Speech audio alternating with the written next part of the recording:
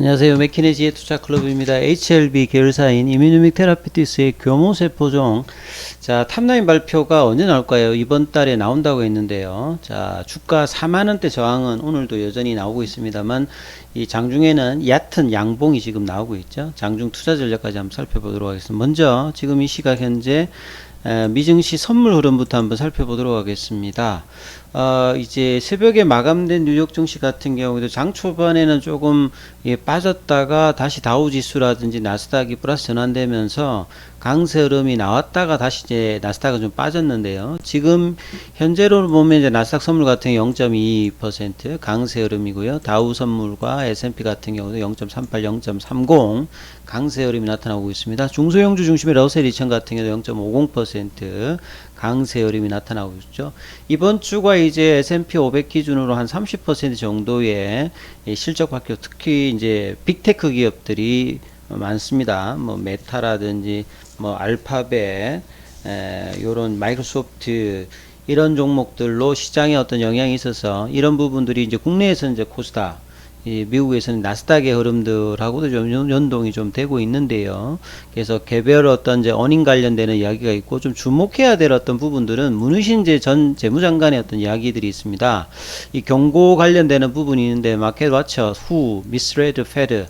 이 사실 이제 제롬 파월 연준 의장이 보통 이제 미국 같은 경우에는 연준 의장들이 이제 정권이 바뀌게 되면 연임을 보통 좀 하죠. 근데 이제 트럼프 대통령이 이제 들어가면서 자네 델리엔 지금 이제 재무장관을 하고 있는 그분이 이제 한 4년 정도 하고 연임이 안 되면서 제롬 파월 연준 의장이 새로 이제 유태인이 아닌데 좀 들어왔는데 제롬 파월 연준 의장의 어떤 배경이 있는 사람이 사실 이제 문희신 재무장관입니다. 그래서 이분이 이제 이런 어떤 이야기들을 했다.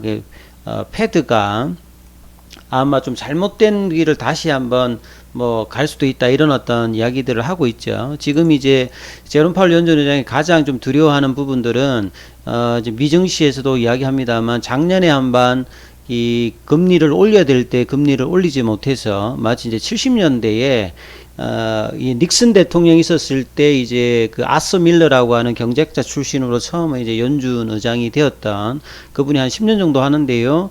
인플레이션 관련되는 부분이 올라갔을 때 오히려 이제 금리 인하를 하면서 엇박자를 하게 되면서 굉장히 좀 닮아서는 안 되는 어떤 연준 의장의 어떤 샘플로 되고 있는데, 지금 이제 제롬 파월이 작년에 이제 그 인플레이션 관련되는 부분을 올 초에 인식하면서 급격하게 이제 금리를 인상하는 부분들도 이런 어떤 배경이 있고, 이런 부분들을 이야기를 해주고 있던 이제 중요한 어떤 인물 중에 하나가 이제 뭐 문희신 재무장관이라고 봐야 되겠죠. 뭐 그런 어떤 연결고리가 좀 있고요. 그리고 이제 결국 이제 시장은 이제 다음 주에 이제 펼쳐지게 되는 11월 초에 FMC에서 어떤 이야기를 할 것인가, 여기 이제 주목이 되고 있는 것 가운데 금리 조절 관련되는 부분이 이번에도 시장의 어떤 변동으로 다가가서 바닥이냐, 아니면 계속 이제 강한 어떤 기조로 갈 건가, 이게 이제 다음 주 되면 11월 초에 이제 윤곽이 드러나겠죠. 자, HLB 관련되는 부분에서는 이제 기사가 이제 특별히 나온 건 아니고요.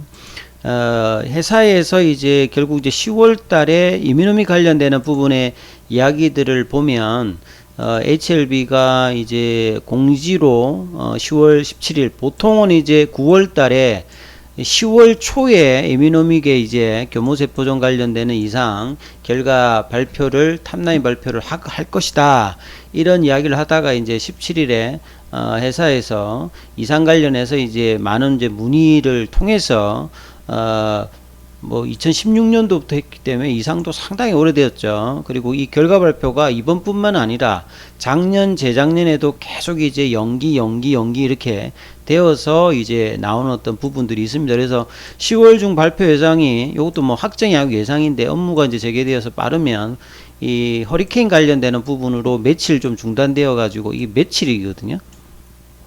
그러면 이제 10월 초에 관련되는 부분들이 데이터 집계 관련되는 부분으로 지연되어 있어서 이 10월 17일 이제 금주간에 탑라인 분석이 완료가 되면 결과가 나온 대로 지체 없어 늦어도, 이게 빠르면 벌써 나왔어야 될 부분인데 10월 달에는 발표할 수 있을 것이다. 그리고 이제 만약에 이제 물론 전체 데이터 분석 결과는 11월 달에 발표가 됩니다. 그러니까 탑라인 발표가 이제 뭐 언제 나오느냐 이런 것도 뭐 중요한데, 이게 나오지 못하면 전체 데이터 분석 결과는 어차피 여기서는 나와요.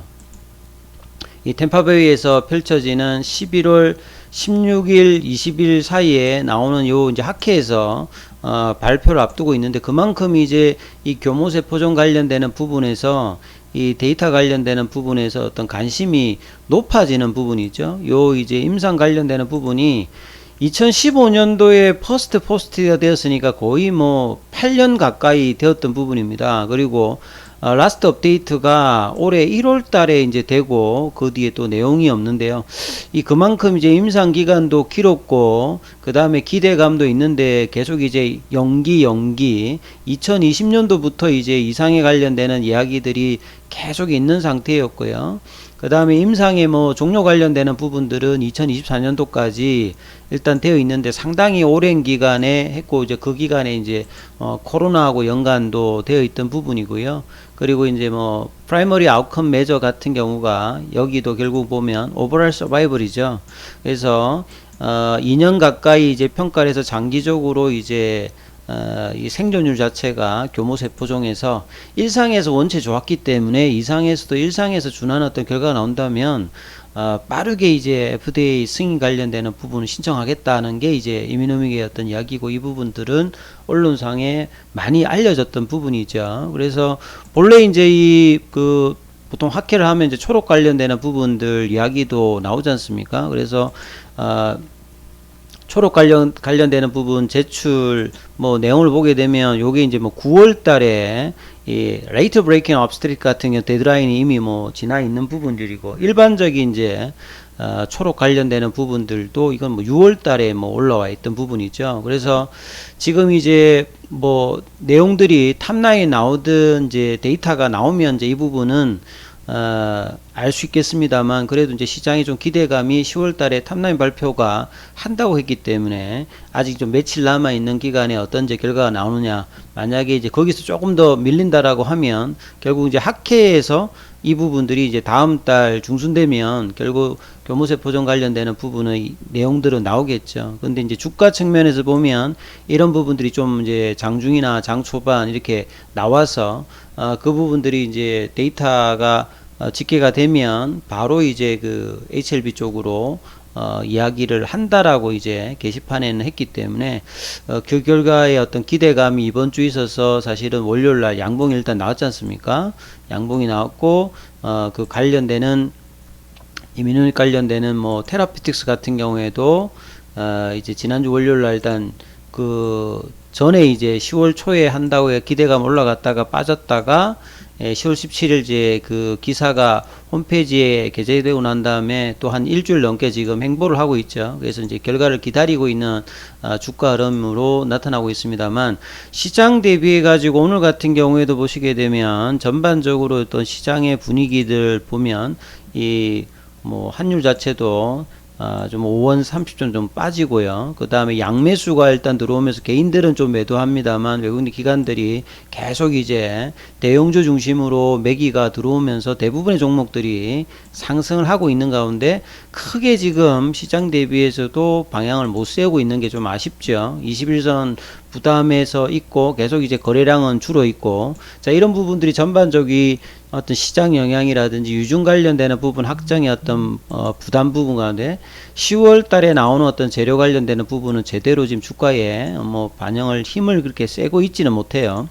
그리고 이제 장중에 있는 프로그램 같은 경우는 좀 매수권이 들어오고는 있습니다만, 크게 지금 주가의 어떤 방향성은 잊지 못하고 있습니다. 그래서 그 결과가 어떻게 되느냐 이 여부에 따라서 지금 조금만 더 위로 올라가면 일단 21선 부근이고, 지금 2주 가까이 지금 내려오고 있는 파라볼릭자를 바꿀 수 있으면서, 사실 이게 이 볼린저 밴드가 축소되어서 플랫형으로 간다는 말은 좀 추세가 없다는 소리고, 어떤 방향이든 낸다라고 하면 거래량의 어떤 증가와 더불어서 방향을 잡을 수 있는 분위기거든요. 그래서 11월 달, 12월 달에는 뭐 남아있는 재료로 보면 내년까지 본다라고 하면 결국 이제 중국 쪽에서의 관세 포함 관련되는 그 허가 승인 관련되는 여부, 그 다음에 이제 이번 달에 신청했던 선약 남성 관련되는 혁신 치료제 관련되는 승인 여부, 그리고 이제 FDA에 선약 남성 관련되는 NDA 신청 여부, 뭐 이런 어떤 부분들, 그리고 이제 이번 달에 있었던 프리앤데이 관련되는 부분들이 이제 다음 달에 그 회의록 관련되는 부분들을 수령하게 되지요. 그러면 이제 회사가 이 부분을 이야기할 수도 있고, 그 다음 유중 관련되는 부분 이제 11월 달에 최종 이제 유중 발행가라든지 12월 달에 기존 주주들의 어떤 청약과 이제 뭐 잔액 관련되는 부분 일반 공모, 어차피 이제 총액 인수니까요. 이 주가에 따라서 이제 유중의 어떤 들어오는 그 금액들은 좀 차이가 있겠습니다만, 그 유중이 유지되기 위해서는 최소한 이제 뭐 4만 원대 윗단에서는 계속 좀 유지를 해줘야 되는 부분인데, 이왕이면 뭐 4만 5천 원 요 위에서 이렇게 놀 때가 가장 그래도 주가 측면에서는 좋은데요. 그 변곡점이 될 수 있는 부분의 어떤 차트는 지금 만들어가고 있습니다. 그래서 거래량이 증가와 방향성을 조만간에 다시 이제 주가가 좀 올라가게 되면 파라볼릭자가 바뀌기 때문에요. 이 부분들 좀 참조하시면서 종가가 이제 4만을 좀 넘어가느냐, 그 부분에 있느냐, 요 어떤 투자 포인트를 잡으셔서 투자 대응 전략을 삼으셔야 될 것 같습니다. 여기까지 하겠습니다.